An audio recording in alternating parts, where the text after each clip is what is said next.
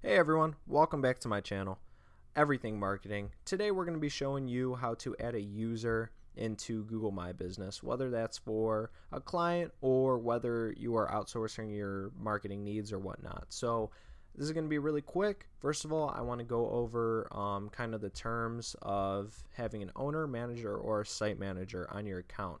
So a site manager, you're probably not going to honestly put anyone as a site manager because they really have no purpose, and they're not able to do a lot of things on Google My Business. So I would keep that super limited. You might have a use for it. I'm sure there is a use for it in many different businesses, but typically you're going to have someone be a manager.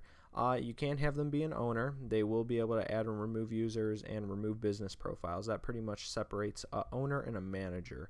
But a manager will be able to do a lot of things, including posting, do stuff with bookings, update certain locations, use messaging, manage Google Ads, manage the profile directly on search and map. So they're able to do everything an owner can besides these two up here. And I will put a link in the description for this, just so you can kind of figure out what's right for you and how you feel about different types of things. So we're going to go back to Google My Business. This is the home page, so I'm sure you're sort of familiar with this.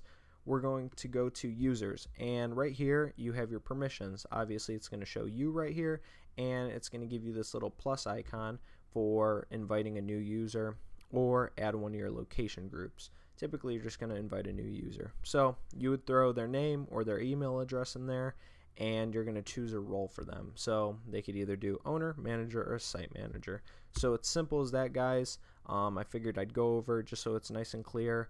But other than that, once they are invited, they will receive a link or some type of confirmation. And from there, they're going to have full access to your Google My Business to manage it or do whatever they want with it. So it's simple as that, guys. Thank you for watching. If you found this helpful, I make helpful tutorials every week and how-tos regarding digital marketing. So please stay tuned, subscribe, like. Thank you, guys.